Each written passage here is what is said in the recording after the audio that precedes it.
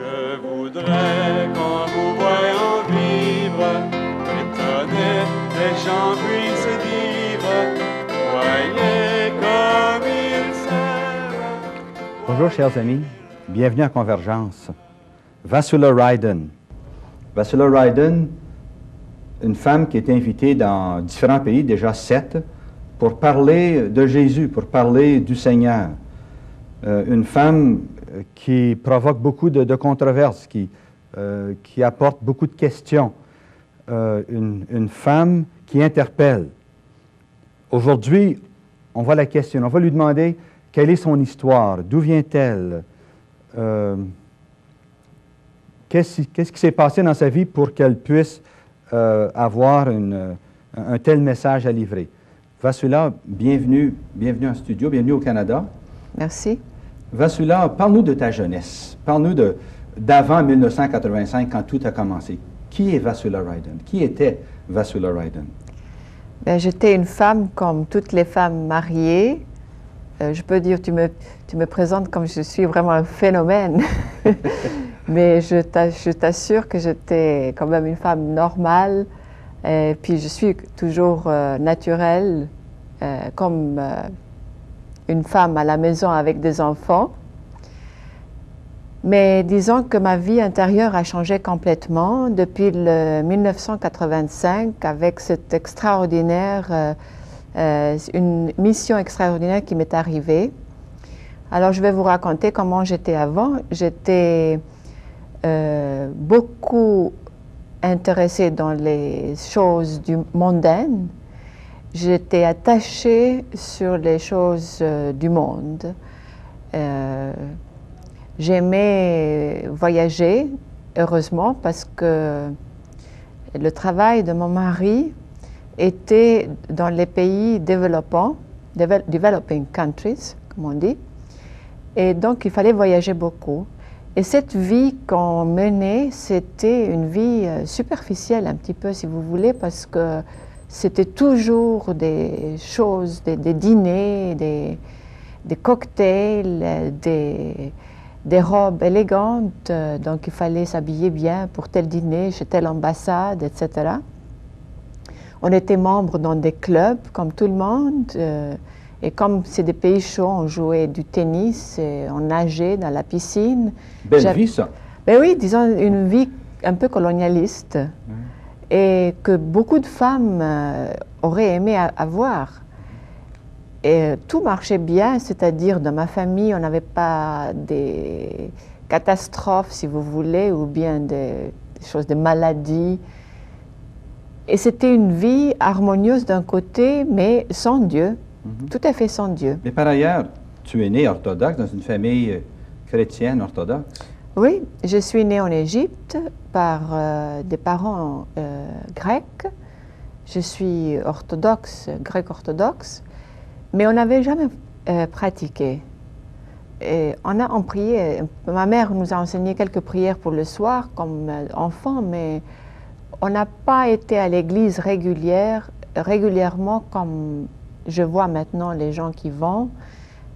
Et on avait fait une distance entre Dieu et nous, si vous voulez. Et ça a empiré, disons, sur la vie spirituelle après mon mariage, parce que dès que j'étais mariée, j'abandonnais même d'aller dans les grandes fêtes qui étaient Noël et puis Pâques. Complètement. Je priais plus, non parce que je ne croyais pas. Je croyais que Dieu existait, mais on dit même que les démons croient, si vous voulez. Mais je ne priais plus et je voyais le nom de Jésus, si vous voulez, Dieu, comme un nom, quelqu'un du passé oublié, fini, complètement, si vous voulez, d'un autre monde, et puis que nous, ici, on est seuls à se débrouiller. Donc, quelqu'un d'un Dieu qui n'est pas vivant, si vous voulez. Hein. Quand tu étais en Égypte, c'est là que tu as appris à parler l'arabe? Oui. En Égypte? Oui, oui, parce puis que... tu as appris le grec à la maison? Voilà. C'est ça? Et puis ensuite, dans tes voyages, tu as appris le français, l'anglais? Une cinquième langue aussi? Je parle l'arabe à cause, parce que je suis née en Égypte. J'ai vécu quand même 15 ans en Égypte. Le grec à la maison, l'anglais à l'école, Le français, aussi un petit peu à l'école, mais ensuite on a déménagé, on a été en Suisse française. Ah oui. J'approfondis un petit peu le français là-bas. Mon mari, il est luthérien et suédois. J'ai appris le suédois. Je peux me débrouiller, mais c'est-à-dire je préfère parler en anglais quand je rencontre des Suédois. Me débrouille en suédois. Et ensuite, on devait apprendre le portugais parce qu'il fallait aller en Mozambique pour un certain temps. Donc, je comprends un petit peu, si vous voulez, l'italien et tout ça. Les langues te viennent facilement, c'est pas une difficulté pour ça je ne peux pas dire. Je ne peux pas dire parce que vraiment, si c'était facile, j'aurais approfondi, disons, le suédois et puis le portugais. Mais c'est comme ça. Mais quand tu étais petite, même si vous ne pratiquiez pas, tu as quand même vécu une ou deux expériences religieuses. Oui, quand j'étais petite, ça m'a impressionné c'est-à-dire que je peux me souvenir le songe que j'ai vu jusqu'aujourd'hui comme si c'était que je l'ai vu hier soir. Quel âge avais-tu? Alors, j'avais à peu près 9 ans quand j'ai vu le premier songe, et ça, c'était un appel du Christ. C'était très, très fort. Raconte-nous ça, Vassula. Alors, je me trouvais dans un corridor, et au fond du corridor, j'ai vu la tête du Christ, d'abord jusqu'au buste. Et il souriait, je me souviens qu'il n'était même pas face à face, c'était même pas profil, c'était, vous voyez, le moitié, comme on appelle, moitié profil. Et il souriait, il avait la tête un peu inclinée, et il m'appelait, il me disait « come » en anglais, « come to me ». Et chaque fois qu'il disait « come », c'était comme un courant qui me poussait vers le Christ. Et j'ai eu peur d'un coup, parce que je pouvais pas, j'avais peur comment on appelle, la force qui me tirait vers le Christ, que je ne pouvais pas combattre cette force. Une grande attirance, hein, comme un aimant qui t'attirait? Comme un aimant qui tire un petit aimant. Oui. Exactement comme ça, comme un courant qui te pousse et puis que tu ne peux plus... Et j'essayais de me reculer, pas possible. Alors là, j'ai eu peur. Mais bien sûr que le Christ ne fait pas peur parce qu'il souriait, il était plein d'amour quand il m'appelait. J'ai eu peur de la force, moi, qui me poussait vers lui et que moi, je ne pouvais pas lutter pour partir, disons. Je ne pouvais pas me contrôler. Hein. Et chaque pas, chaque fois qu'il disait « calme », je me trouvais dans le courant jusqu'à ce que je me trouvais face à face à lui et mon visage accolé à son visage. Et c'était fait. Voilà, ça c'était le premier. Là, le songe s'arrête là. Tu en as parlé à ta maman? Tout de suite, oui, tout de suite. Elle se rappelle, elle se souvient jusqu'aujourd'hui. Qu'est-ce qu'elle a dit quand tu lui as raconté ce... Elle n'a rien dit vraiment. Comme des racontages d'enfants, hein, c'est ça? Voilà, oui. Et le deuxième, c'était un songe, le mariage spirituel. Et là, j'avais peut-être 10 ans et demi, 11 ans peut-être. Je ne peux pas vous dire exact parce que... Explique-nous ça. Alors, c'était le mariage. Et qui était à côté de moi pour m'épouser, c'était le Christ. Mais je ne voyais pas le Christ. C'était comme si c'était un Christ invisible, mais il était là.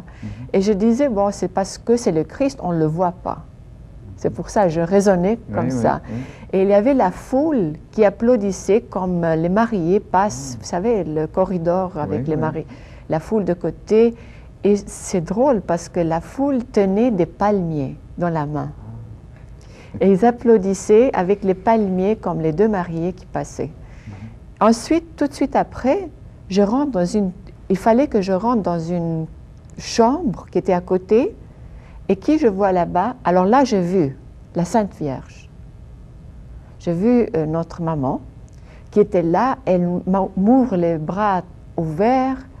Elle m'accueille comme si j'étais sa fille, enfin la fille qui a épousé son fils.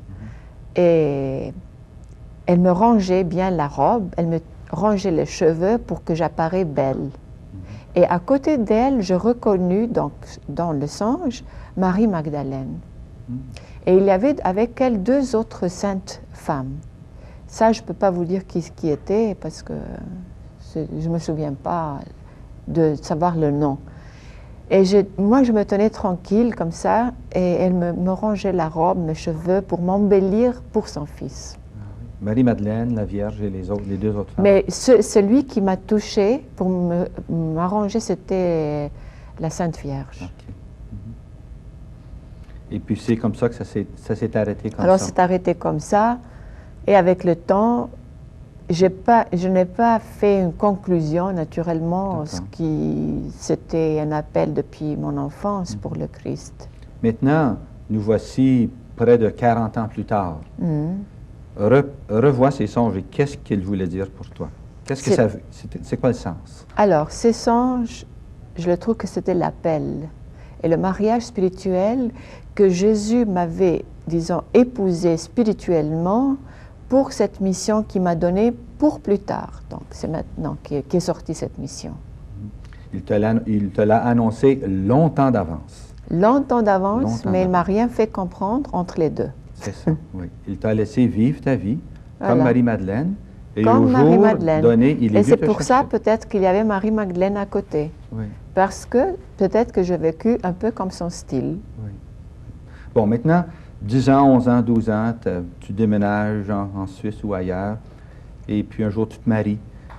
Cette vie mondaine, professionnelle du tennis, un championne du tennis, en fait. Championne au tennis au Bangladesh pour les nationals. C'était les doubles femmes qu'on a gagnées. OK. Et là, j'étais vraiment, quand on demandait Vassoula, elle est où? Elle est au club.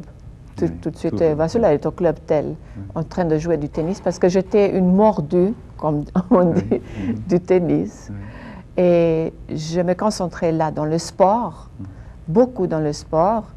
Et puis, j'ai fait aussi, une saison, j'ai fait du modeling.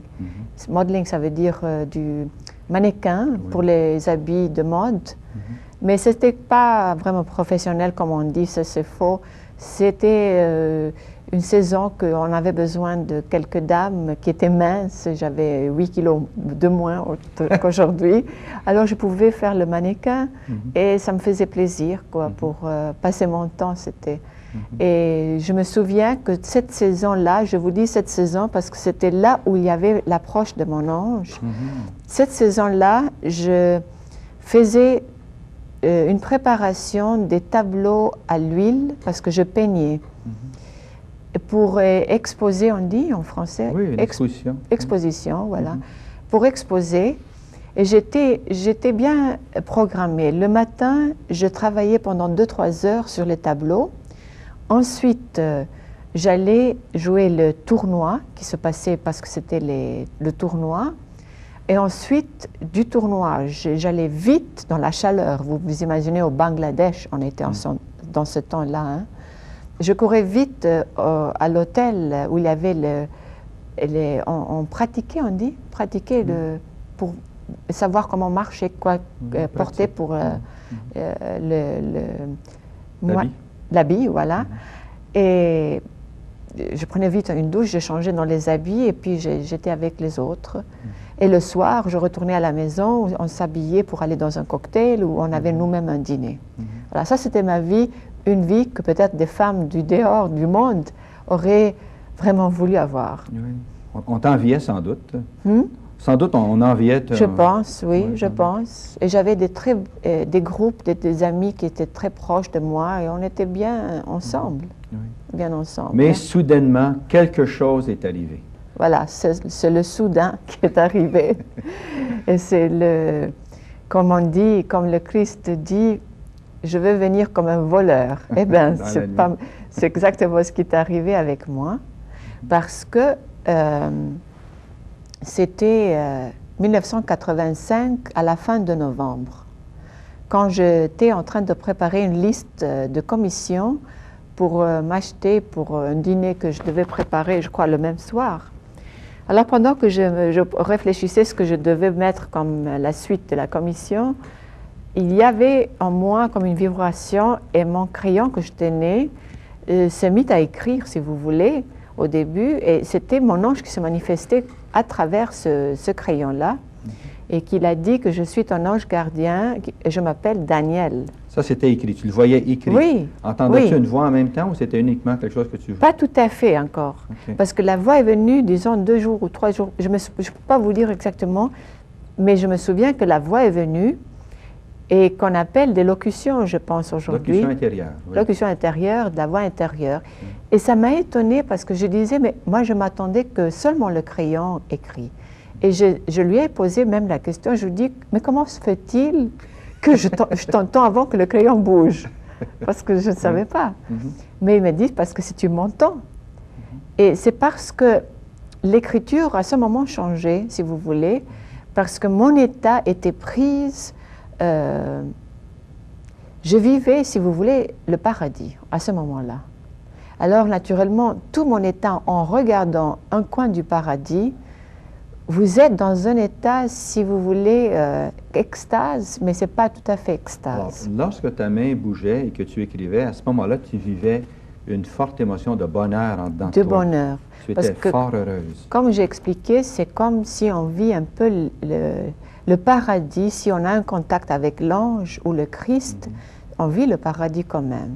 Et c'est très difficile de retourner sur la terre et de vivre comme tout le monde. Tu as goûté un instant de ciel, de paradis, pendant que l'ange te parlait. Voilà. Oui. C'était extraordinaire. Et là, je comprends quand il y a les gens il y a le Life After Life, il y a les livres qui disent qu'ils meurent dans la clinique et puis qu'ils ne veulent plus retourner après ce qu'ils ont vécu pour quelques secondes. Ça, je le comprends très bien. Parce que c'est très difficile. On voit vraiment ce qui est la vraie vie, si vous voulez. Parce qu'ici, c'est tellement diminué. C'est tellement diminué. C'est pour ça qu'au ciel, on ne voudra jamais quitter le ciel. Oui, ça c'est vrai, oui. C'est ça, c'est exactement ça. Alors là, tout de suite, j'ai cru. Parce que c'était tellement vrai, si vous voulez. Tu as cru quoi? Que c'était mon ange. D'accord. Quand il me l'a dit, et que cette manifestation surnaturelle était vraie. Parce que... Tu as toujours cru en Dieu et dans les anges. Pourtant, ça ne te faisait pas de difficulté.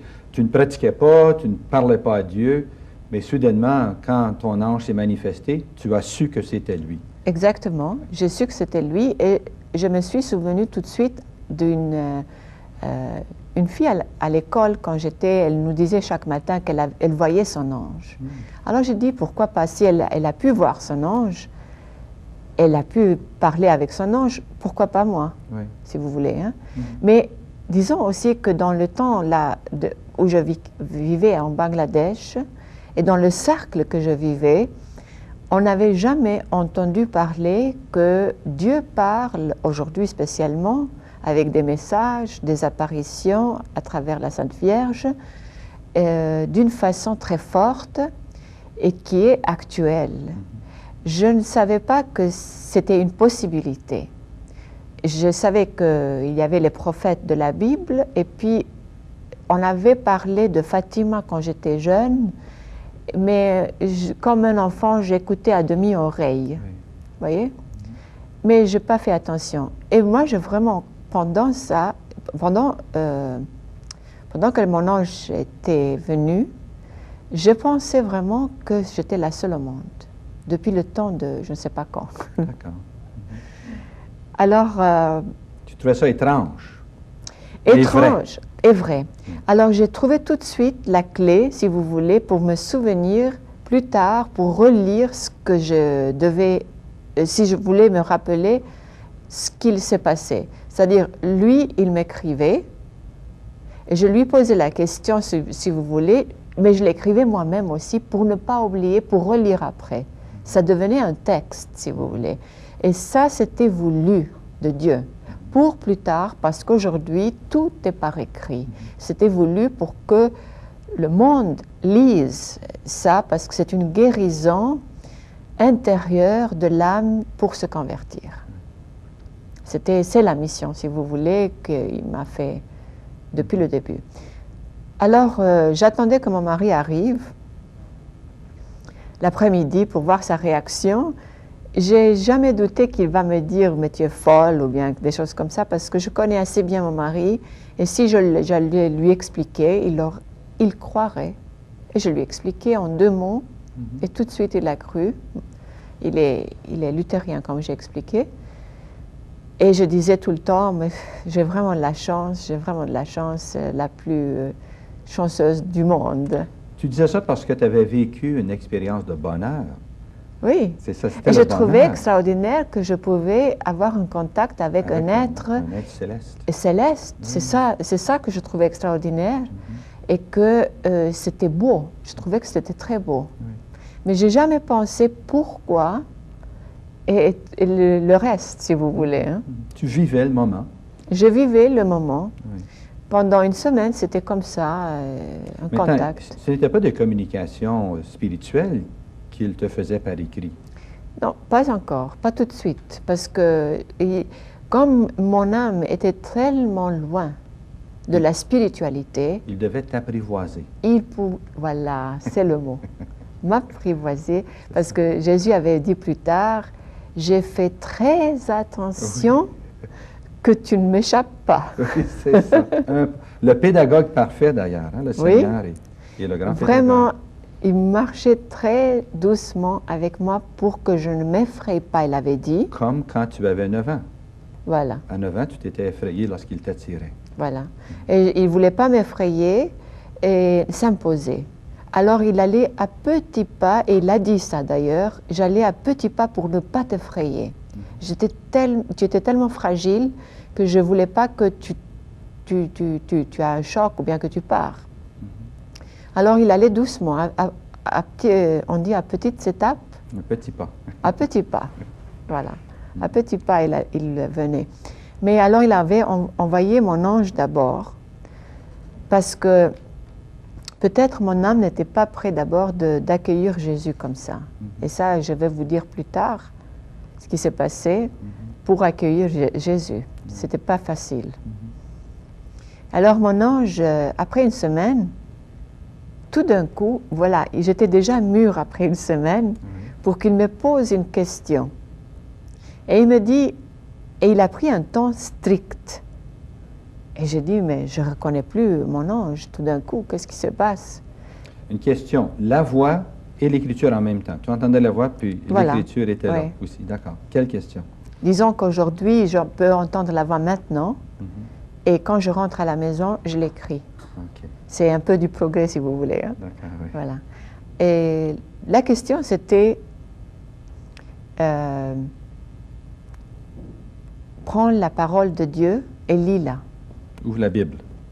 La parole, il a dit la parole. La parole de Dieu. Il la n'a pas parole. dit Bible, il a dit la parole, parole. God's Word. God's Word. OK. C'est en anglais, c'est vrai. God's Les Word. révélations sont en anglais. Oui. Alors, j'ai dit, God's Word, what is God's Word? Qu'est-ce que c'est que God's Word? Et il me dit, tu sais très bien que c'est l'écriture sainte, il me fait. Alors, je lui dis, mais tu sais aussi très bien que je n'ai pas à la maison. Je n'ai aucune Bible à la maison. Il me dit, je sais, mais tu vas aller chercher une. Je dis, où? Au Bangladesh? Au Bangladesh, c'est pas possible. C'est un pays qui est musulman. Je peux trouver des Corans, mais pas de Bible. Il me dit, tu vas aller à l'école anglaise, américaine, et là, dans la librairie, tu trouveras. Voilà. T'en as trouvé Alors une? là, je ne pouvais pas discuter avec lui. Je suis allée, je trouvais une, je rentre à la maison. Il m'a dit de lire. Alors j'ouvre. Et c'était au psaume que je tombais. Je n'ai rien compris. Je lisais, mais sans comprendre. Obscurité totale. Obscurité totale. Et ça, c'était exprès, voulu. C'est-à-dire que je ne comprends rien pour me montrer dans quel état j'étais. Obscurité totale. Et là, il me dit, pour la première fois, il a parlé de Jésus. Et il m'a dit, Jesus, attendez voir, comment c'était, Jesus near you, God is near you and loves you. Je crois. C'était, Dieu est près de toi et il t'aime. Et alors là, ça ne m'a pas impressionné du tout. C'est comme s'il me disait, il va faire beau aujourd'hui, à tel point. Et pour cela, il m'avait fait passer une purification, mais ça, c'était vraiment terrible. Terrible. Parce que, bon, c'était une grâce, naturellement. Il m'a fait revivre, si vous voulez, les péchés que j'ai fait les plus graves. Et il me rappelait, il me disait, c'était comme un petit jugement. Il me disait, tu sais, tu avais fait ça, ça et ça, et tu n'as jamais demandé pardon, et tu sais dans quel état tu as mis cette âme-là. C'était vraiment, tu l'as blessée, vraiment comme ça, et il fallait que tu demandes pardon. Et alors je me repentais. Je voyais ça, vous savez comment? Comme Dieu voit nos péchés, pas comme nous. C'était la vue de Dieu sur l'état de ton âme. Voilà, exactement ça. Parce que jusqu'aujourd'hui, c'est-à-dire si on va se confesser, on voit nos péchés, mais avec les yeux de nous-mêmes. On n'a pas cette grâce de voir comme ils sont en vérité, avec les yeux de Dieu, comme il les voit lui. C'est différent. C'est atroce, c'est horrible. À ce point-là que je me détestais, vraiment détestais, et il me donnait 2 ou 1 par jour, parce que je ne pouvais pas prendre tout. Ça s'est passé pendant une semaine. Cette semaine, je passais vraiment l'enfer. Tu as trouvé ça très, très dur. Mais très dur. Mais tu t'es converti pendant ce temps-là. Ah, j'étais convertie. Pas tout à fait encore, parce que je ne m'abandonnais pas à Dieu. Pas encore. Mais tu as demandé pardon pour tes péchés.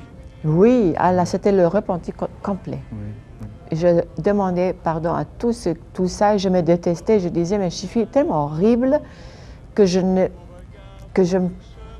pas, comment on dit, mourir normalement comme tout le monde, c'est quelque chose de très beau.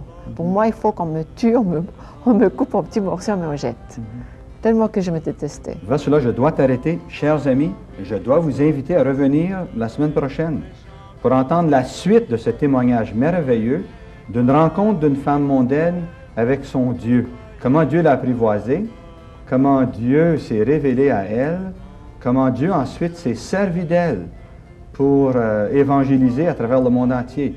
Son livre, La vraie vie en Dieu, a été déjà publié en 7 langues. Et il y a 7 langues déjà que ça s'en vient. Nous allons nous revoir la semaine prochaine, chers amis. Bonjour.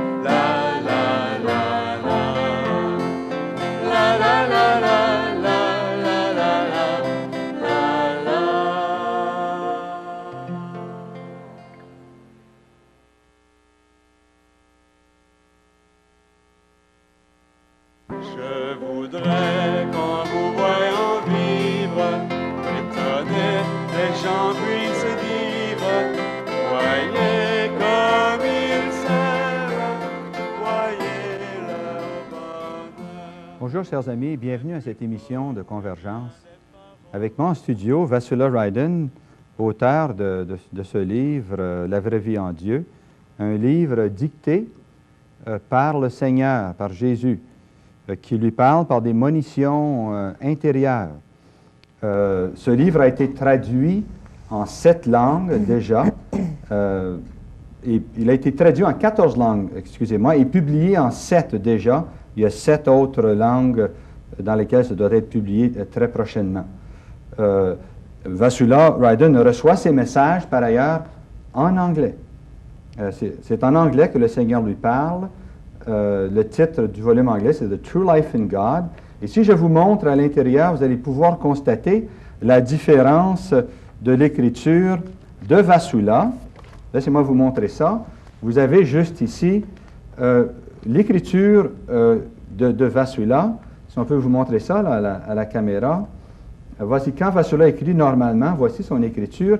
Mais quand c'est Jésus ou la Vierge qui lui dicte, son écriture change à ce moment-là. Ce n'est pas de l'écriture automatique, c'est une écriture inspirée, c'est une écriture plus formelle que le Seigneur lui donne pour montrer la différence entre ce qu'elle écrit et ce qui lui vient de Dieu, ce qui lui vient de Jésus ou de Marie. Vasula, je te souhaite la bienvenue ici à ce programme. Merci. La dernière fois, Vasula, tu nous as parlé de comment, après une enfance heureuse et un âge adulte heureux aussi, où tu étais impliqué dans toutes sortes de choses mondaines, le tennis, la parade de mode à un moment donné. Tu étais artiste, tu vivais au Bangladesh, tu suivais ton mari un peu partout dans les pays où il était envoyé. Soudainement, tu as eu une expérience tout à fait inattendue où ton ange, envoyé par Dieu, est venu t'apprivoiser pour que Jésus puisse venir à toi. Tu nous avais dit qu'à un moment donné, Dieu t'a révélé l'état de ton âme. Il t'a permis de voir la laideur des péchés que tu avais commis et pour lesquels tu ne t'étais jamais repenti. Raconte-nous un peu ce qui t'est arrivé à peu près dans ce moment-là. Comment cette étape-là s'est terminée? Qu'est-ce qui est arrivé par la suite? Et après ça, bon, j'ai vraiment vécu presque, si vous voulez, l'enfer, parce qu'en voyant les péchés que je n'ai jamais demandé pardon à Dieu, parce qu'une fois qu'il pardonne les péchés, Dieu ne nous remet plus le péché devant nous, il l'oublie, il le pousse de côté, c'est fini. Hein? Mais comme je ne m'étais jamais repenti, il m'a fait voir les péchés. C'était horrible, je me détestais, c'était affreux. Et ensuite, après cette étape d'une semaine, il y a l'approche du Seigneur, tout de suite. Et c'était le Père qui m'approchait. Le Père, il est venu. J'étais dans un état, si vous voulez, que je ne pouvais plus faire la différence ange, Dieu qui me parlait. Pour moi, c'était la même chose, puisque je n'étais pas vraiment instruite dans ce qui est biblique. J'étais contente avec mon ange. Dieu m'approche et dit, tout le monde descend d'en haut. Tout le monde descend d'en haut, puis c'est la même chose. Dieu, les anges. Hein? J'étais vraiment là, ignorante. Maintenant, puisque tu ne savais pas distinguer, comment savais-tu que c'était maintenant le Père plutôt Parce que qu'il ton le ange? disait, puis il c'était avait... écrit, le Père. Oui, mais il le disait, j'entendais la voix. Ah oui, d'accord. J'entendais la voix, il me faisait sentir en plus, parce que plus tard, je pouvais expliquer comment ça s'est passé. Il disait, je suis Dieu. Et puis là, je sentais que c'était Dieu, enfin Dieu le Père. Et je sentais cette puissance, enfin une différence entre l'ange et lui tout à fait. Hein. Mais pour me mettre tout de suite à l'aise, parce que là, j'ai eu peur d'un coup, pour me mettre tout de suite à l'aise, d'une façon que je ne peux pas expliquer avec des mots comme il faut, mais je vais essayer de faire de mon mieux, il m'a fait vraiment sentir comme il était un père. Le père, le papa, si vous voulez, parce qu'il faut aller plus loin. Il m'a fait sentir comme c'était le papa, tendre, et puis qui me comprend et qui ne va pas me faire de reproches, si vous voulez, mais qui voulait que je vienne vers lui. Vous savez, cette approche-là, il l'a fait. Et ça a réussi. Parce qu'à tel point, quand il m'a parlé, je lui dis « Yes, Dad ». Ça m'a échappé. Dad, papa. Yes, Dad. Et là, j'ai dit « Oups ». Qu'est-ce que je dis? Et il m'a dit plus tard que le mot « Dad », il a pris comme un joyau tellement qu'il a aimé. Il aime qu'on soit intime avec lui. Oui, oui, tellement. Et il m'a dit, j'aimerais t'écouter dire le Notre Père à moi. Alors c'était la seule prière que je pouvais me souvenir depuis, me rappeler depuis l'école. On nous a appris le Notre Père, je le lui ai dit. Je lui ai dit et tout de suite il m'a dit que c'était pas bien dit, qu'il n'était pas content. Alors il m'a fait répéter. Et il m'a dit que ce n'était pas bien non plus encore parce que je bougeais. J'allais trop vite la première fois, je bougeais la deuxième fois, la troisième fois ce n'était pas bien non plus et ça continuait depuis le matin toute la journée. Au point que je disais voilà, peut-être qu'il est en train de me faire répéter le Notre Père pour récupérer toutes les années que je n'ai pas dit le Notre Père dans un jour. Mais ce n'était pas ça, hein? C'était pas ça. C'était parce que je le disais automatiquement. Et il ne voulait pas ça. Il voulait que je le dise en sentant que je le dis à lui après tout. Et ça, je ne pouvais pas comprendre. Je le disais comme un perroquet, si vous voulez. Tu répétais des paroles, c'était Oui, des paroles des qui sont sur paroles. tes lèvres, mais ça ne venait pas de ton cœur et tu ne parlais pas à quelqu'un. Non, Il voulait que tu lui malgré parles. qu'il écoutait. Je ne pouvais pas lier, si vous voulez, les deux ensemble. Je ne pouvais pas encore. Et dès que je compris que chaque phrase que je le disais, je le regardais, si vous voulez, en face, comme ça, là, ça pénétrait et il disait « good », c'est bien, c'est bien. Il était tellement content. Et là, quand j'ai commencé à m'habituer, si vous voulez, il me dit « voilà ton ange ». Et il est reparti. Alors j'ai trouvé ça très dommage. Je dis « pour une fois que je commence à m'habituer à Dieu, il me lâche ». Oui. Lorsque tu dis qu'il était très content, comment sais-tu qu'il est très content? Voilà, c'est ça qui me faisait sentir. Il me faisait sentir son cœur, ses émotions. Il me dévoilait ses émotions et par sa voix aussi. Mais surtout ses émotions à lui, c'était la grâce qui m'a donné ce don, si vous voulez, le charisme, que je sens ce qu'il sent, s'il est triste ou s'il n'est pas triste. Et plus tard, quand il est revenu, ça je vous dis, parce que je vais oublier, c'est très important, il est venu comme un père d'une famille vers quelqu'un qui peut confier ses problèmes, si vous voulez. Il est venu vers moi et il me dit, tu sais, Vasula, ma fille, mes enfants m'ont oublié. Mais comme un père que vous êtes dans une famille et puis tout d'un coup, pour n'importe quoi, les enfants du père, ils sont partis pour faire leur vie à eux, ils ont oublié le père complètement et il ne téléphone plus, il lui écrit plus, il ne vient plus le visiter. C'était une affaire d'intimité familiale. Familiale, tout à fait. Il est venu pour me dire, voilà, tu sais, tout le monde m'a oublié. Ils viennent plus vers moi. Et ils ont oublié que je suis leur père, leur créateur. Ils se plaignaient, comme un père qui se plaint dans une famille qui... Voilà, les choses sont comme ça.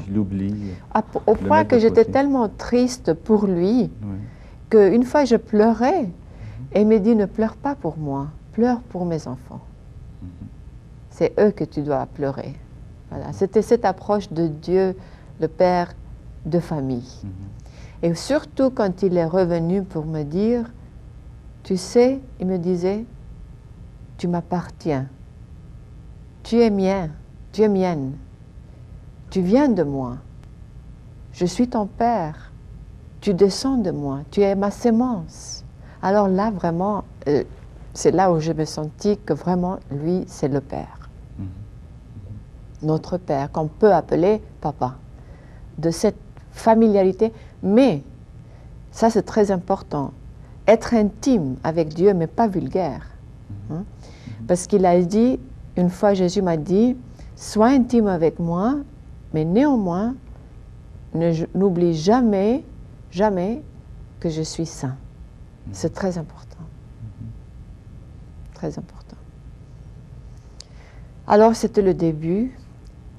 Il m'avait pas... Après ça, c'était l'approche du Fils, et il est venu comme le Sacré-Cœur. Il est venu comme le Sacré-Cœur. Nous, comme orthodoxes, on n'a pas le Sacré-Cœur. Et c'est ce qui est très important de cette mission. Tu sais, parce que il aurait pu aller chez n'importe quelle femme catholique pour donner cette révélation et cette mission, si vous voulez. Dans mon état, parce qu'il y avait plusieurs qui étaient comme moi. Mais non, il a choisi une grecque orthodoxe. Et moi, il m'a fait comprendre plus tard, il m'a dit qu'il ne se différencie pas du tout. Et c'est nous qu'on se différencie sous son nom. Les orthodoxes, on dit que nous, on est orthodoxes et puis on fait la division et on divise les églises. Et il voulait montrer que lui ne nous divise pas. Alors il est venu pour me parler en termes catholiques. À une orthodoxe. À une orthodoxe. Et en plus, peut-être, pour qu'un jour, les orthodoxes, ils ont la dévotion du Sacré-Cœur, parce qu'on ne l'a pas. Et avoir la dévotion du Sacré-Cœur, c'est très important. Pourquoi? Parce que j'ai appris, le Sacré-Cœur a un langage spécial, très intime. C'est un langage du cœur, cœur à cœur. Voilà, et c'est comme ça qu'on peut approcher à Dieu. Mais déjà, Vassula, là, tu nous parles d'une mission. Mais le contexte, si on se replace, tu es au Bangladesh, tu es une joueuse de tennis, une artiste, Oui. une mère de 2 enfants, l'épouse d'un diplomate ou d'un type qui s'occupe de choses économiques dans les pays sous-développés. Et tout à coup, Dieu qui commence à te parler, après l'ange, commence à te parler d'une mission mondiale. Oui. Mes enfants, dit-il. Puis par ça, il voulait dire les enfants de toute la terre. Il voulait dire les Chinois, les Allemands, les Américains, les Canadiens, les Tous. Pakistanais. Oui. Tous. Tous. Mais toi, comment as-tu réagi lorsqu'il a commencé à te parler d'une mission? Alors, je te dis, autant que c'était le tête-à-tête, m'enseignant un petit peu le catéchisme, parce qu'il a commencé à m'enseigner, je trouvais pas mal, facile. Mais le moment où il a commencé à me dire pour les églises, là, je vraiment, comme on dit en français, perdu les pédales. La trouille. La trouille, oui. Là, j'ai eu très peur. Parce que j'ai dit, ah non, non, non, non, je lui fais tout de suite, ah non, non, non, non, c'est pas pour moi ça. Tu vas chez quelqu'un qui connaît tout ça et qui n'a pas de problème d'autorité, ni qu'il a eu des problèmes dans l'église. Va chez quelqu'un qui est dans l'église déjà, pour lui donner cette mission, c'est pas pour moi. Qu'est-ce que tu veux que je fasse? Je lui dis. Moi, qui me connais personne. D'ailleurs, je lui dis, tu me tiens ici tous les matins sous dictée, de 9h jusqu'à midi, et peut-être je n'ai pas dit qu'il me tient, parce que là, ça semble comme si il me viole la liberté. Oui. Mais il m'a demandé, est-ce que, il faut aller en arrière maintenant. Reculons un peu, oui. Oui. Il m'avait dit un jour, quelle maison est plus importante? Ça, c'est le Sacré-Cœur. Quelle maison est plus importante? La tienne ou la mienne? Et je lui dis, bien sûr, la tienne. Et il était très content de ma réponse. Il m'a béni, il est parti. Il est revenu plus tard. Et il me pose la question, Vassula, est-ce que tu veux me servir? Que tu me sers? Là, j'ai entendu, parce qu'on ne peut pas boucher les oreilles puisque c'est à l'intérieur, et j'ai refusé d'écrire cette question. J'ai eu peur. Ah oui. J'ai dit, mais qu'est-ce qu'il veut de moi? Mais est-ce qu'il veut que je... Tu intuitionnais qu'il y avait quelque chose de grand qui s'en venait. De grave, oui, parce que je disais, mais il sait bien que je suis mariée avec des enfants. Est-ce qu'il veut que je devienne carmélite tout d'un coup? Oui. Je n'étais pas prête pour devenir une carmélite. Là, je dis, non, non, non, non. Et je ne voulais pas écrire la question. Et lui, bien sûr, il a réagi. Tout de suite, il m'a fait sentir sa déception. Mais il ne t'a pas forcé à écrire. Ah, pas du Ce tout. n'est pas de l'écriture automatique. Tu Non, décides, hein. tu es partie Ah prenante. non, je n'ai pas écrit cette question. Oui. Tu décides. J'ai décidé, j'ai dit non, je ne l'écris tu es pas. libre. Parce que même pour la relire, j'avais peur. Alors j'ai décidé de ne pas écrire, donc je n'ai pas laissé. Et ensuite, j'ai senti sa déception. Pourquoi? À cause de la méfiance que j'ai eue sur lui. Et il me dit comme ça, Vassula, malgré ta redoutable faiblesse, je peux vivre en toi. Alors là, c'était un coup sur moi, parce que j'ai dit, quand même, je l'ai déçu tellement. Et je n'étais pas trop... Mais il n'est pas revenu sur le sujet. Il m'a laissé. Maintenant, toi, tu étais triste parce que tu avais offensé quelqu'un que tu aimes. Voilà, je commençais à l'aimer déjà. Oui. Voilà, des petits... Parce qu'on ne peut pas aimer d'un coup. Et j'ai commencé à m'habituer et l'aimer. Et ensuite, il me pose la question. Alors là, je n'ai pas dormi bien la nuit. Et j'ai dit, bon, demain matin, c'est moi qui va lui poser sa question à lui. Et la première chose que je fais, je lui dis, est-ce que tu veux que je te sers? Il me dit oui. Alors, il m'a expliqué comment et où. Il me dit, mais tu dois apprendre beaucoup. Et je lui dis, mais tu sais, je ne sais rien, moi, pour le moment. Il me dit, je sais que tu ne sais rien et tu n'es rien. Mais à travers ta nullité, je veux montrer ma puissance et ma grandeur. À travers ta misère, je montrerai, parce qu'il m'a choisi, il m'a dit, pas pour mes mérites, puisque j'en avais aucun, il me dit. Pas pour mes mérites, mais pour ma misère. Parce qu'à travers ma misère, il montre sa miséricorde. Et à travers ma faiblesse, il va montrer sa puissance et son autorité. Et à travers ma pauvreté, il dit qu'il est roi. Voilà. C'est les raisons pourquoi il m'a choisi. Pas pour mes mérites, en tout cas, il a dit. Et je voulais dire aussi que Jésus, il est tellement délicat qu'il n'impose pas, qu'il ne viole pas la liberté, parce qu'il me demande chaque fois, est-ce que tu veux écrire? Permets-moi d'utiliser ta main et ton temps. Tout le temps, tout le temps. Alors c'est le moment qu'il faut se décider, dire oui ou non. Et alors là, je lui dis oui, mais prends tout si tu veux. Alors c'est comme ça qu'avec le oui, il a commencé cette mission. Vasula, j'ai une idée qui depuis un certain temps m'achale. Comment? Ça me dérange. Dis-moi, as-tu commencé à... Tu ne pratiquais absolument pas jusqu'à l'âge de 46 ans environ.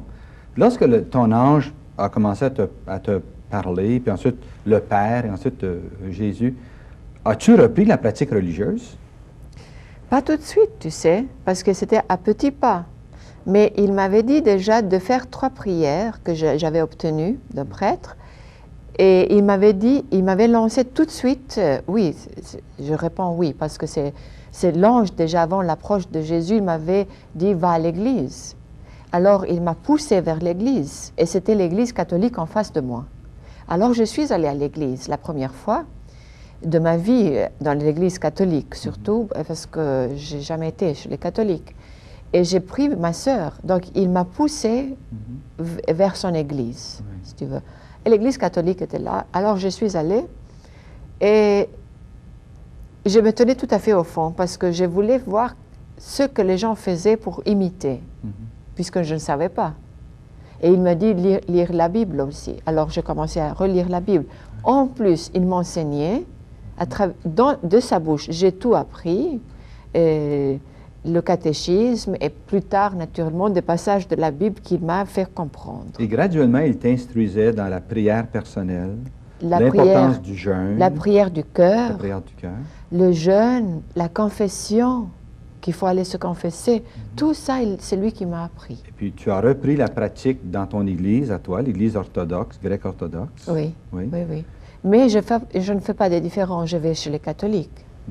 Pendant la semaine, je vais chez les catholiques, et le dimanche, je vais chez moi. Tu vas à la messe presque tous les jours, alors? Presque tous les jours. Et presque tous les jours aussi, tu as un temps de prière avec le Seigneur. Eh oui. Combien de temps environ pries-tu tous les jours? Ça dépend. Quand je suis en mission dehors, c'est moins parce qu'il y a...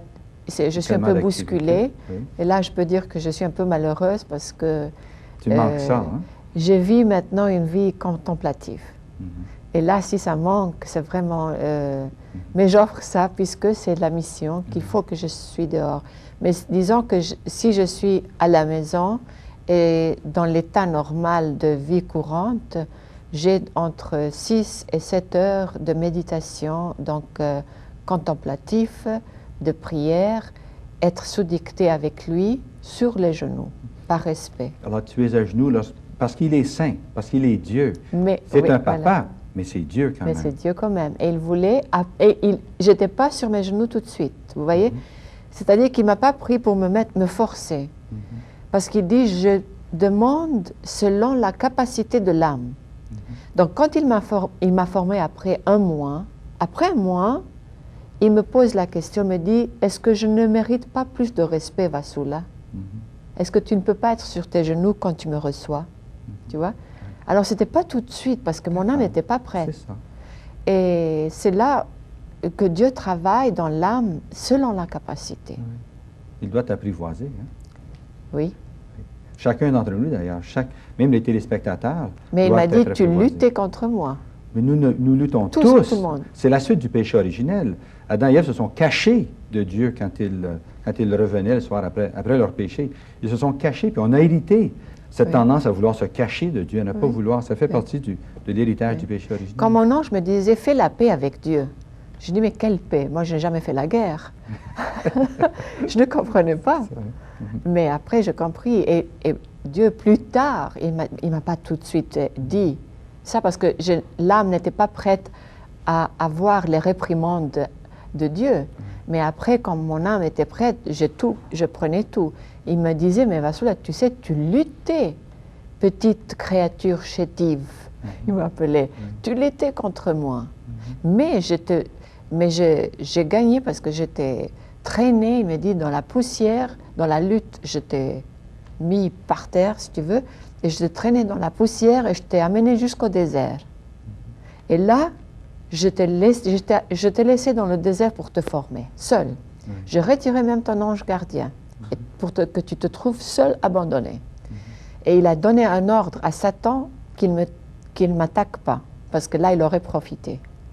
Et là, vraiment, j'ai passé l'enfer pendant 3 semaines dans le désert. L'aridité, la sécheresse spirituelle. Mais pas seulement ça, le ciel était fermé. Donc, quand je voulais appeler mon ange, je n'avais pas de réponse. Mais c'était nécessaire. Oui, parce que pour m'abandonner complètement. Il fallait que tu viennes au Seigneur de ton plein gré, et non pas pour les consolations que tu en recevais, mais parce que tu le voulais. Oui. C'était ta décision d'appartenir à Dieu et d'aller à lui. Et pendant 3 semaines, je ne retournais pas. Enfin, je voulais, mais je ne savais pas, si vous voulez. Jusqu'à la fin, après 3 semaines, j'en pouvais plus. J'ai crié vraiment de mon cœur là. Et je me souviens, j'ai dit, Yahweh, tu es où? Tu es où? Prends-moi et fais ce que tu veux finalement de moi, mais purifie-moi, je lui dis, pour que tu fais ce que tu veux de moi. Je suis ton instrument. Et là, vraiment, c'était instantanément que je suis sortie d'une tornade, si vous voulez. Tout de suite, mon ange est retourné, les portes se sont ouvertes du ciel. À l'instant même. Instant même. Vasula, je suis marié moi-même, j'ai une épouse, j'ai 2 enfants comme toi d'ailleurs. Si mon épouse commençait à prier 6 heures par jour, je me demanderais ce qui se passe, et puis aussi, je me dirais, bien, une seconde, qui va faire la vaisselle, qui va faire les repas, est-ce qu'on peut jaser un peu ensemble de temps en temps? Comment tout ça, ça a affecté ta vie familiale, ta relation avec tes enfants, avec tes amis? Alors là, je vais expliquer. D'abord, mon enfant qui est à la maison, il va à l'école.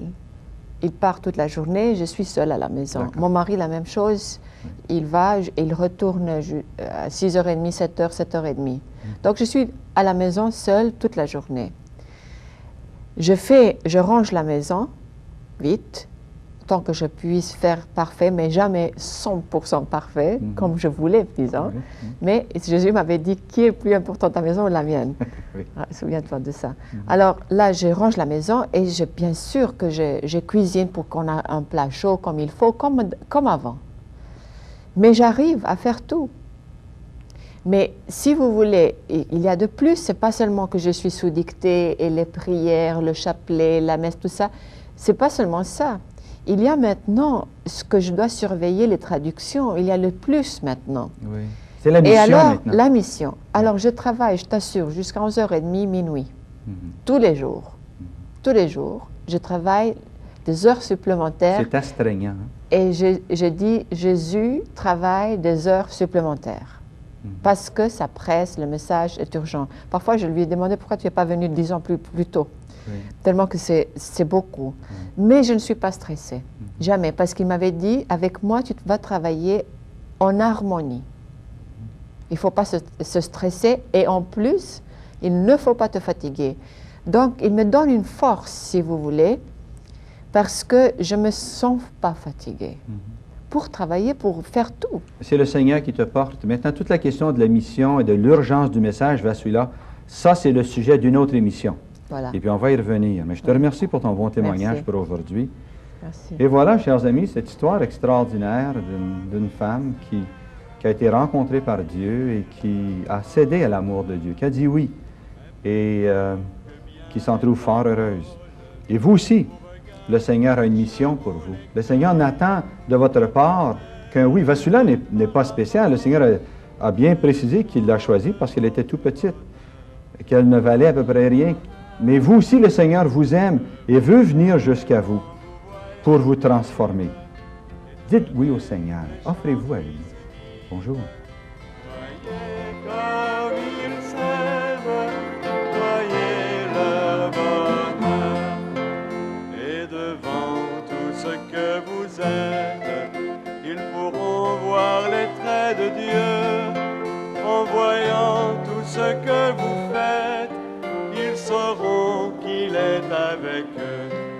est avec eux.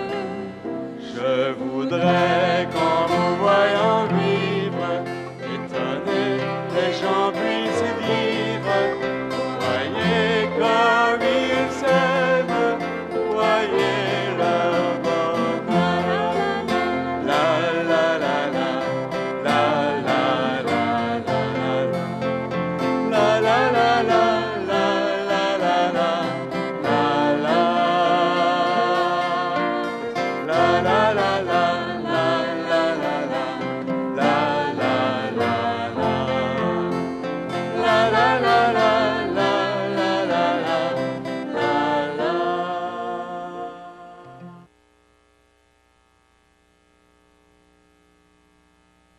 Je voudrais qu'en vous voyant vivre, étonner les gens puissent dire, voyez comme ils s'aiment, voyez leur bonheur. Bonjour chers amis, bienvenue à cette émission de Convergence. Aujourd'hui, une émission avec Vasula Ryden. Vasula Ryden qui, inspiré, guidé par le Seigneur, a lancé ce livre, La vraie vie en Dieu. Ici, je tiens en main le volume 4. Il y a 4 volumes à date, 2 suppléments. Ces livres, originairement en anglais, dans un volume intitulé The True Life in God, a été traduit en 14 langues et déjà publié en 7. Vasula elle-même a été invitée dans plusieurs pays pour exposer ce message chrétien. C'est une personne qui n'est pas de l'Église catholique et de l'Église grecque orthodoxe. Il s'agit elle est née en Égypte, mais elle-même est grecque, qui a passé une vie dans le monde jusqu'à l'âge d'environ 45-46 ans. Et à ce moment-là, le Seigneur est venu la choisir pour une mission particulière. Aujourd'hui, avec elle, j'aimerais examiner la question de l'unité des chrétiens. Bonjour Vasula. Bonjour. Et bienvenue au Canada encore. Merci. Vasula, pourquoi le Seigneur veut-il tellement l'unité des chrétiens? Pourquoi c'est tellement important pour lui? Pour lui, c'est important parce que autant qu'on reste la division, il dit que ça affaiblit l'Église. Et quand on est unis, ça renforce l'Église. C'est ça c'est la base de tout. Il veut aussi qu'on se réconcilie. On ne peut pas dire qu'on aime Dieu si on n'est pas réconcilié avec nos frères. Et c'est ça. Maintenant, il y a tellement de groupes chrétiens. Il y a les 3 grandes branches, les catholiques, il y a les orthodoxes, les protestants. 800 millions, je crois, de catholiques. Il y a près de 500 millions, je crois, d'orthodoxes. Il y a peut-être 400 millions de protestants. Et les protestants eux-mêmes, il y a 2500 différents groupes. Alors le Seigneur veut ramener tous ces gens-là dans un seul troupeau. Oui. Il m'avait, au début de la révélation, il m'avait montré une vision. J'étais encore au Bangladesh et il m'a montré une vision de 3 barres de fer. Et toute la matinée, j'avais ça et ça ne partait pas de mes yeux. Et je ne comprenais pas au début ce qu'il voulait dire par les 3 barres de fer. Et ensuite, il me fait comprendre que c'est les 3 églises, donc protestants, orthodoxes et puis catholiques. Et il m'a dit comme ça, et j'étais au marché pendant qu'il me dictait, disons, parce que j'ai l'élocution. Et il me disait, comment est-ce qu'on peut faire que ces barres de fer s'amollissent? Et que les têtes de ces barres de fer, parce qu'il y avait comme une boule, une tête là-haut, s'unissent, à moins qu'ils s'amollissent. Donc il fallait que le fer s'amollisse, et le fer s'amollit seulement par le feu. Et beaucoup de feu. Beaucoup de feu même, oui. Et j'ai compris qu'il parlait de son Esprit Saint. De son Esprit Saint. Il faut que son Esprit Saint vienne vraiment en force sur les églises pour s'amollir et pour pouvoir nous unir. Parce qu'il m'avait dit une fois, pour l'unité, je peux dire un mot dans leurs assemblées quand ils parlent pour l'unité, parce qu'on sait qu'ils font des conférences pour l'unité. Je n'ai qu'à dire qu'un mot, unissez-vous au moment même, et tous vont s'unir. Comme il avait dit, il a dit que la lumière soit, et la lumière, elle fut. Il est tout puissant, il est le Créateur. Tout puissant. Mais il ne veut pas. Il veut notre collaboration. Il veut qu'on travaille pour l'unité. Mais finalement, comme on dit, c'est lui qui va unir son Église, bien sûr, parce qu'on a besoin de son Esprit Saint qui va venir sur nous pour s'unir. Mais il veut la collaboration en même temps. Maintenant, Vassula, les catholiques guidés par nos pères conciliaires au Concile Vatican II ont reçu des instructions face à l'unité. Et j'aimerais t'en lire un. Ça dit « Le Concile exhorte les fidèles à s'abstenir de toute légèreté, de tout zèle imprudent qui pourrait nuire au progrès de l'unité. Leur activité œcuménique ne peut être en effet que pleinement et sincèrement catholique, c'est-à-dire fidèle à la vérité reçue des apôtres et des pères, et conforme à la foi que l'Église catholique a toujours professée. » Oui. Il y a un attachement à la vérité dans l'Église catholique. Comment conçois-tu que cette rigueur face à la vérité puisse se concilier à l'unité des Églises? Mais nous, on ne parle pas de la vérité parce qu'il m'a dit moi-même, il faut défendre la vérité à mort. On ne va pas vendre la vérité pour s'unir. Ça, c'est exclu. Défendez la vérité à mort. Ce qu'il veut, c'est... Il y a la clé de l'unité, il dit, c'est l'amour et l'humilité. Donc, il faut s'accepter dans le cœur, mais ne pas vendre la vérité. Vous voyez, moi, je suis orthodoxe. Nos sacrements, nos saints sacrements sont les mêmes que les catholiques. Donc, il n'y a pas de problème là. Le problème, c'est, disons que les protestants, ils ont le problème de l'Eucharistie, la présence réelle, disons, il y a le pape, le purgatoire. Nous, les Grecs aussi, il y a le purgatoire qu'on n'accepte pas. Mais Jésus m'avait indiqué, une des premières visions qu'il m'a données, c'était sur le purgatoire. Et il me prend comme exemple, si vous voulez, pour les orthodoxes. Il me dit, tu seras le signe d'unité. Ça veut dire quoi ça? Il prend une orthodoxe, il la forme comme il le veut, selon, si vous voulez, les choses que nous, on rejette, par exemple le purgatoire.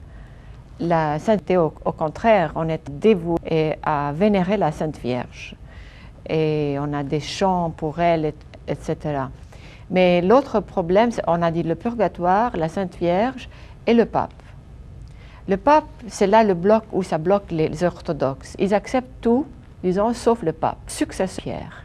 Et ils l'appellent même Pierre de Mézagneau. Voilà, Pierre de Mézagneau, et ça, on ne peut pas empêcher qu'il est le leader de tous. Alors, Jésus, qui te parle, à toi, une grecque orthodoxe, te dit que le pape des catholiques est aussi le pape des orthodoxes, des protestants, de tous ceux qui sont chrétiens. Il ne l'a pas dit avec ces mots-là, mais il m'a fait comprendre que c'est lui qui l'a nommé Pierre, que tu seras le rocher de l'Église. Donc, exact, comme s'il lui a donné les clés, si tu veux. Sur cette pierre, je bâtirai mon Église. Et il confirme ceci. Et moi, j'ai accepté le pape dans mon cœur. Donc, j'ai fait l'unité envers vous, si vous voulez, dans le cœur. Parce qu'il dit, l'unité, ce n'est pas un nouveau édifice qui va se bâtir. Ce n'est pas du tout la Sainte Vierge, loin. Et me faire que les orientaux, les traditions de l'homme, se transforment. Ça, c'est impossible. C'est comme si on changeait leur caractère. Mais il faut garder la byzantine, le style traditionnel, qu'ils ont vraiment gardé les traditions anciennes quand même. Ça, Jésus les félicite même. Il a dit, vous avez gardé les traditions comme le jour que je vous les ai passées. Il les félicite. Mais il y a les autres choses il fait de reproches. Il bien et du mal, si vous voulez, sur les choses qu'ils font. Ça me rappelle un peu le livre d'Apocalypse. Il les reproche d'un côté qui sont bien. Oui, il y a du pour, du moins bon. Voilà. D'ailleurs, ça ne fait pas problème dans l'Église, pour l'Église catholique, parce que moi-même, je suis du rite latin. Oui. Mais dans l'Église catholique, fidèle au pape et rattaché à lui, il y a les maronites, surtout du Liban. Il y a l'Église copte que l'on retrouve en Égypte et dont une section Oui. est rattachée toujours au pape. Alors, toi, ce que tu dis, c'est que l'unité, c'est l'unité du cœur. Du cœur. Il faut s'aimer les uns les autres. Oui. Ne pas faire de différence. Ne pas dire, bon, moi, je ne prends pas cette prière parce qu'elle est trop catholique. Par exemple, le chapelet. Jésus m'a demandé un jour, écoute, cela, for my sake, il avait dit. Alors, for my sake, c'est un peu difficile de traduire. Il a dit, pour moi, fais-le pour moi. Oui. Tu ne peux pas prendre le chapelet aussi, le rosaire. Alors, je lui ai dit, bien sûr que mais je ne sais pas le faire, et je vais essayer de l'apprendre. Maintenant, le rosaire n'existe pas dans l'Église grecque orthodoxe? Pas comme il est, comme il est formé comme ça avec les mystères, mais on a le Je vous salue Marie dans des autres prières. Mais je l'ai fait parce que je dis, quelle différence y a-t-il? C'est une prière que nous on l'a, mais on l'a pas comme vous l'avez préparée, si vous voulez. Hein? Et il demande aussi qu'on fasse le chapelet grec, qui est quoi? La prière de Jésus qu'on appelle. Jésus-Christ, Fils de Dieu, aie pitié de moi, le pécheur. Pauvre pécheur. Voilà. Alors, ça, c'est une tradition des Grecs orthodoxes. Puis, c'est un genre de chapelet, puis sur chaque grain, vous faites cette invocation-là. On répète toujours. Et puis, vous encouragez. Jésus aimerait que les catholiques oui. à faire Et il ces a dit, choses-là. à travers cette prière, vous aurez ma miséricorde après dans la mort. C'est une façon de s'unir, hein, en prenant Oui. le bon de chacune des églises. et puis, Enrichir. on s'enrichit mutuellement. Parce que tous, on a reçu le dépôt de la foi. Vassula, j'aimerais te lire un passage. Les pères conciliaires ont eu cette intuition-là. Il dit ceci, dans l'action écuménique, ça, je lis ça dans le document de Vatican II sur l'écuménisme, il dit ceci, dans l'action écuménique, les fidèles de l'Église catholique, sans hésitation, se montreront pleins de sollicitude pour leurs frères séparés. Ils prieront pour eux, ils prieront avec eux des choses de l'Église, feront vers eux les premiers pas. Ils considéreront surtout avec loyauté et attention tout ce qui, dans la famille catholique elle-même, a besoin d'être réalisé de telle manière que sa vie rende un témoignage plus fidèle et plus manifeste de la doctrine et des institutions que le Christ a transmises par ses apôtres. Le Concile nous exhorte à recevoir de nos frères séparés, des orthodoxes, les richesses de leurs églises, Oui. qui, à l'origine, appartenaient à la seule église qui existait à Jérusalem, mais qui, par la suite, à cause de l'expansion de l'Église, certaines traditions ont été accentuées, puis d'autres ont été perdues. Par exemple, le chemin de croix, nous, on ne l'a pas. Alors ça, c'est une tradition catholique, et puis Oui. Jésus exhorte les orthodoxes Tout le monde. tout le monde. Tout le monde. à faire ça. Pas seulement les orthodoxes, les protestants aussi, tout le monde. Oui. Tout le monde. Et il parle sur l'Eucharistie qui est très important. Il a dit, si vos églises, maintenant je n'ai pas le passage tout de suite, ici c'est dommage que je n'ai pas trouvé tout de suite dans le livre, parce que j'aurais voulu répéter ces paroles à lui, mais il dit que s'il y a certaines églises qui sont un peu, qui ont perdu l'éclat, c'est à cause du manque de l'Eucharistie. On ne peut pas prétendre voir clair quand il n'y a pas l'Eucharistie. L'Eucharistie, Dans la lumière. face à Jésus, donc l'Eucharistie, c'est le centre et la vie de l'Église, que ce soit C'est la catholique ou vie, orthodoxe. c'est ce qui fait la vie de l'Église. Il le dit carrément là dans les messages. C'est clairement l'enseignement de l'Église catholique. L'Église catholique Et aussi orthodoxe. et orthodoxe. Alors, nos deux communions, nos deux Oui, comme je vous ai expliqué, les sacrements sont pareils. sont pareils. Sont Il n'y a pareils. pas de différence. Seulement que c'était l'histoire de la primauté du pape. C'est ça qui fait obstacle. Voilà. Voici un texte qui est intéressant parce que c'est en plein de ce que le Seigneur Jésus te dit. Jésus qui t'inspire a également inspiré par son esprit les pères conciliaires. Voici ce qu'ils disent. D'un autre côté, il est nécessaire que les catholiques reconnaissent avec joie et apprécient les valeurs réellement chrétiennes qui ont leur source au commun patrimoine et qui se trouvent chez nos frères séparés. Il est juste et salutaire de reconnaître les richesses du Christ et sa puissance agissante dans la vie de ceux qui témoignent pour le Christ, parfois jusqu'à l'effusion du sang. Car, toujours admirable, Dieu doit être admiré dans ses œuvres. Il faut ouvrir les yeux puis voir le bien que Dieu fait chez les non-catholiques, l'apprécier et puis l'intégrer dans l'Église catholique parce que ça nous appartient à nous aussi. Oui, oui.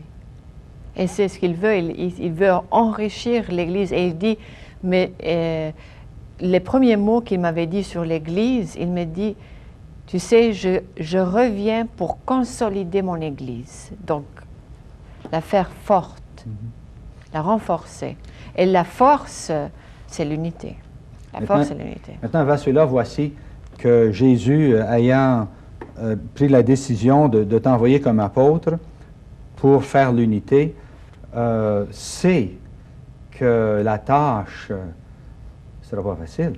Parce qu'il y a des partis pris, il y a des structures, il y a des préjugés, il y a des chicanes de longue date.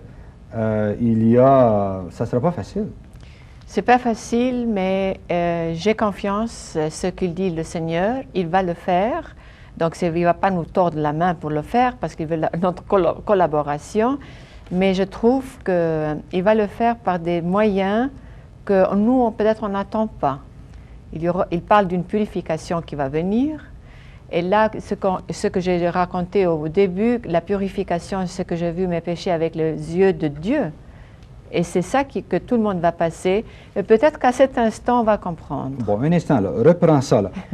À un moment donné, toi, tu as vu tes péchés. Oui, avec les yeux de Dieu. Explique ça, et puis ensuite, tu dis que tous, nous allons, à un moment donné, vivre cette expérience-là. Oui, il parle d'une purification, d'un état surnaturel qui va nous donner. C'est une grâce que je rappelle, parce que il ne faut pas avoir peur. On va passer de cette phase de voir nos péchés avec les yeux de Dieu. Et je pense qu'après cette purification, Jésus ne me confirme pas sur ça, mais je pense, logiquement, on doit savoir. On doit savoir ce que le Seigneur veut et ce qu'on a fait de faux. Quand toi, tu as vécu ça, c'était au tout début de ta conversion, n'est-ce pas? Dans les années 86, 87, à peu près dans ce temps-là. Oui. Ça a duré environ une semaine de temps, c'est ça? Une semaine. Et puis là, tous les jours, le Seigneur te rappelait un péché dont tu ne t'étais jamais repenti. Oui, un ou deux péchés. Un ou deux. Puis là, tu voyais la laideur, non pas d'une perspective humaine, mais tu voyais ça avec les yeux même de Dieu. Oui. Et puis là, tu te repentais, tu demandais pardon, puis c'était pardonné, c'était oublié. Oui. Ensuite, le Seigneur te révélait d'autres fautes. Tu dis que cette expérience-là va venir massivement sur toute la planète? Tu sais, oui, massivement. Et tu sais, c'est comme un feu. C'est comme si tu traverses un feu. Parce que c'est terrible ce que tu vois et ce que ton âme reçoit comme... c'est-à-dire, c'est tellement clair, c'est tellement évident que tu ne peux pas t'empêcher de repentir du profond de ton cœur, du fond de ton cœur. Et là, tu vois plus clair après. Est-ce que c'est ça le feu dont il parlait, concernant les barres de fer, puis ces boules de fer, ça va prendre un feu puissant pour permettre au fer, aux trois barres, de se forger en une seule barre? Oui, c'est possible. Il a dit, mon feu doit descendre pour... C'est possible que c'est ça. Mais il ne me dit pas que c'est le feu de la purification. Alors là, je ne peux pas vous dire parce que essayer d'expliquer des prophéties, ça, on peut les discréditer par les disant faux, si vous voulez. Il faut attendre, et chaque chose a son temps. Une fois que c'est fait, on peut dire, ah oui, voilà, c'était comme ça. C'est ça que ça voulait dire. Voilà. Oui. Comme les prophéties de la Russie, quand il m'a donné, on a su après que c'était comme ça. Mais on ne peut pas essayer. S'il ne me donne pas la clé, si vous voulez, pour me dire, voilà, c'est ça. Alors, il ne te l'a pas donné la clé face à ça, mais il t'a mais donné il a demandé une chose, et ça, je pense que c'est possible de faire. Il ne demande pas d'aller s'unir comme ça. C'est très difficile, comme tu as dit, c'est très difficile de faire baisser quelques têtes pour dire, oui, on a fait ça, et bien il faut s'unir. Mais alors Jésus, depuis le mois de septembre, il m'a dicté plusieurs messages sur l'unité, complets. Parce qu'au début, c'était des messages préliminaires, comme il me disait. Les barres de fer, j'aimerais que mon Église soit une, pas plus. Mais après, depuis le mois de septembre, il m'a donné des choses concrètes. Et il l'a préparé, si tu veux, comme un dossier, parce que, comme c'est Dieu, il voyait qu'il allait ouvrir les portes du Conseil œcuménique de Genève pour qu'il m'invite et que je parle de ces messages et que je les donne comme dossier à eux. Alors, il y a quelqu'un qui m'a téléphoné de là-bas et me dire, est-ce que tu veux venir? Parce que nous, on a tes messages. Comment ils sont rentrés? Enfin, par des moyens, des amis qui travaillent là-bas. Et on croit que c'est de Dieu. Alors, viens nous parler sur l'unité. Le mois d'unité, c'était fixé. Je suis allée avec les messages tout près. Ça, c'est le mois de janvier, n'est-ce pas? Janvier. Alors, Jésus leur pose une question. Elle demande que ça. Il ne veut pas aller plus loin et il ne veut pas que les hommes voient plus loin de ce qu'il pose pour le moment. La question était, unifiez-vous la date de Pâques? Il veut que la date de Pâques soit unifiée. Qu'est-ce que ça veut dire? Tu veux dire qu'actuellement, les catholiques n'ont pas la même date de Pâques que les orthodoxes ou que les protestants? On n'a pas la même date de Pâques actuellement? Que les orthodoxes. On n'a pas la même date de Pâques Non. actuellement, non? Non. Il y a toujours une différence d'une semaine. Ah, Chaque 3 ans, je crois, ou 4 ans, je ne sais pas exactement. ça coïncide. Et ça coïncide que c'est la même date. Mais pas toujours. Alors là, Jésus, dans la date qui coïncide, il est très, très heureux. Le moment que c'est 2, ça lui blesse le corps. Ça lui blesse le corps. Ça serait un signe d'unité qu'on célèbre le jour de sa résurrection, Voilà. le même Oui. jour, Oui. la même date. Et parce que c'est très malheureux qu'on ne fait pas quelque chose sur ça. Et Jésus même va plus loin.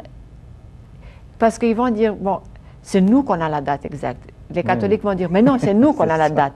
Mais Jésus, pour lui, il dit que même si vous prenez une date neutre, que vous laissez tomber votre date, et vous laissez tomber votre date, comme ça vous faites une date fraîche, tout à fait neutre, il est d'accord. Plutôt ça, mais qu'on soit ensemble, que être séparés. Et il promet, dans ce message, que si on fait ce geste seulement, ce serait tellement grand pour lui dans ses yeux, qu'il va nous donner une lumière tellement immense en nous, je pense que c'est l'effusion peut-être de l'Esprit Saint là-dedans, peut-être c'est ça, qu'on saura quoi faire pour la suite, pour être unis. Ça va faciliter. Ça, c'est la première chose, la première porte. Il nous demande quelque chose attaché à une promesse, de nous bénir si on suit, si on cherche. Le moment là qu'on fait ça, vous serez certaine pour l'unité, après. Ici, dans l'évangile de Saint Jean, Vassoula, il y a la prière de Jésus. Il allait mourir. Hein? Il allait mourir dans quelques instants. C'était le jeudi saint. Judas était déjà parti pour le trahir, pour l'annoncer au Sanhédrin, et puis les gardes allaient venir le chercher. Jésus a dit, je ne prie pas seulement pour eux, mais aussi pour ceux qui, grâce à leur parole, croiront en moi. Afin que tous soient un, comme toi, Père, tu es en moi et moi en toi. Qu'eux aussi soient en nous, afin que le monde croie que tu m'as envoyé. Jésus, dans ce passage ici, enseigne clairement que l'évangélisation, la bonne nouvelle qui se répand à travers le monde, est rattachée au signe d'unité de l'Église, de façon à ce que la division entre nous enlève à l'Église sa puissance d'évangéliser et d'apporter la bonne nouvelle à tous les peuples. À tous les peuples, oui. Et puis c'est une grande tragédie parce que notre monde actuel, Vassoula, est dans un désordre horrible. Vassoula, es-tu sous l'impression que la mission que tu as d'annoncer l'unité est rattachée aussi à l'annonce que Jésus t'a demandé de faire de la venue de l'Esprit, d'une seconde Pentecôte? Est-ce que l'un est rattaché à l'autre? Je pense que, oui, il y a beaucoup de messages, bien sûr, qu'il a donnés sur la deuxième Pentecôte. Il parle beaucoup de l'Esprit Saint et l'effusion de l'Esprit Saint.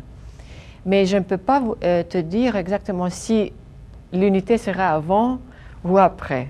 Ça, je ne peux pas te dire. D'accord. Parce que Jésus ne te l'a pas dit. Non, il t'a dit qu'il y avait 2 événements. Un, l'unité des chrétiens va se faire. Va se faire. Et puis ensuite, il t'a également dit L'effusion de l'Esprit qu'il y aurait une Saint. effusion de l'Esprit. Oui, ça c'est sûr. Maintenant, est-ce que je peux te lire un texte qui rattache les deux? Oui? Encore, c'est dans le document sur l'écuménisme. Écoute bien ça. Ça dit, le Concile, c'est la conclusion, le dernier paragraphe. Le Concile souhaite instamment que les initiatives des enfants de l'Église catholique progressent unies à celles des frères séparés, sans mettre un obstacle quelconque aux voies de la Providence et sans préjuger les impulsions futures de l'Esprit Saint. Au surplus, le Concile déclare avoir conscience que ce projet sacré, la réconciliation de tous les chrétiens dans l'unité d'une seule et unique Église du Christ dépasse les forces et les capacités humaines. Dépasse, c'est trop grand pour des hommes. C'est pourquoi il met entièrement son espoir dans la prière du Christ que je viens de lire, dans la prière du Christ pour l'Église, dans l'amour du Père à notre égard et dans la puissance de l'Esprit Saint. Les pères conciliaires prophétisaient qu'un jour l'unité va se faire par la puissance de l'Esprit Saint. Oui. C'était leur dernière intuition dans ce document. Alors ça, c'était le feu qui fondait les 3 barres. C'est ça, c'est ça. Merci beaucoup, Vassula, d'être venu de nous parler de l'unité des chrétiens. Chers amis à la maison, il y a tellement que vous aussi, vous pouvez faire pour l'unité des chrétiens.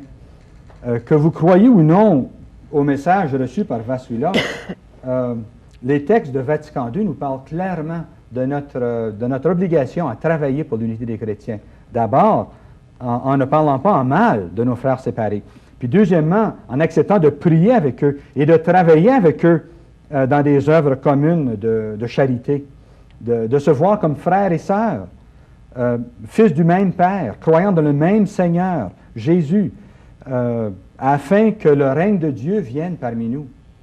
Il faut que nous-mêmes, on laisse tomber certaines méfiances et qu'on fasse des gestes, sans jamais quitter, sans jamais cesser d'être catholique, sans jamais cesser de pratiquer sa foi, tel que l'Église catholique le croit et l'enseigne, mais définitivement en posant des gestes de réconciliation avec les frères et les sœurs qui ne sont pas de l'Église catholique. Et c'est ce que je vous exhorte aujourd'hui, à prendre un peu plus à cœur de travailler à l'unité des chrétiens. Faites votre part. Faites votre part. Il y a beaucoup de divisions même au sein même de l'Église catholique, et peut-être qu'on pourrait aussi faire quelque chose pour mieux s'entendre les uns avec les autres, de ne pas avoir tant de méfiance à l'égard des gens dans l'Église catholique qui forment différents camps. Mes amis, que le Seigneur vous garde. À la prochaine. En voyant tout ce que vous faites, ils sauront qu'il est avec eux, qu'il est avec eux.